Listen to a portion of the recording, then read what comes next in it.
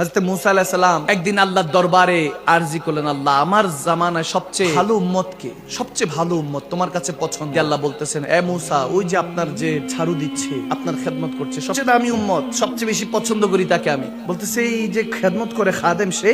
বলে হ্যাঁ।